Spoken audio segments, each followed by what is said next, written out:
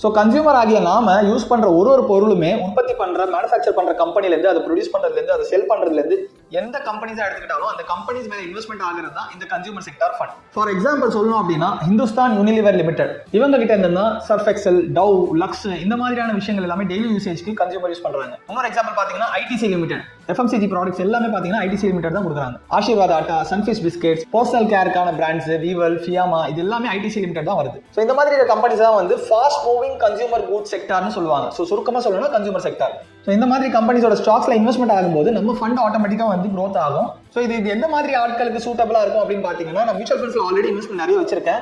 என்கிட்ட consumer sector ஓரியன்டா ஒரு fund இல்லை அப்படின்னு சொல்றவங்களுக்கு இந்த ஃபண்ட் பர்டிகுலராக சூட் ஆகும். இல்லை நான் மியூச்சுவல் ஃபண்டுக்கே வந்து புதுசு ஃபர்ஸ்ட் டைம் பண்ண போறேன், பட் ஆனால் நான் அடுத்த 10 வருஷத்துக்கு கை வைக்க போறது இல்லை, ஒரு 7 வருஷமாவது நான் டச் பண்ண மாட்டேன் அப்படின்னு சொல்றவங்களுக்கு இந்த ஃபண்ட் சூட்டபிளா இருக்கும். யாருக்கு சூட்டபிளா இருக்காது அப்படின்னா ஃபர்ஸ்ட் டைம் பண்ண போறேன் அண்ட் 1 இயர்ல எடுத்துருவேன், 6 மாசத்துல எடுத்துருவேன், இல்லை less than 5 yearsல எடுத்துருவேன் அப்படின்னு சொல்றவங்களுக்கு இது சூட்டபிளா இருக்காது.